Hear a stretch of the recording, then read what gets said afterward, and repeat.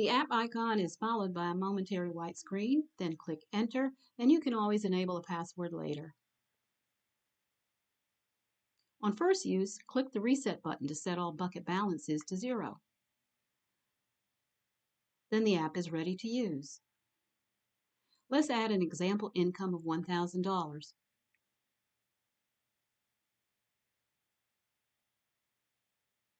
And we'll call it Pay 1. Then press Enter.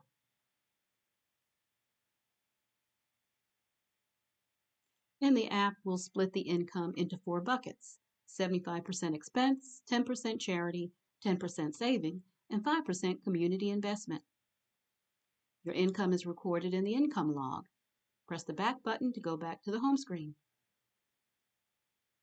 Now let's deduct an expense from the expense bucket. Rent, for example, we'll say $600.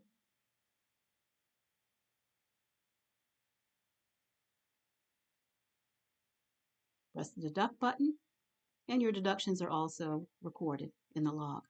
Press the back button. That's it.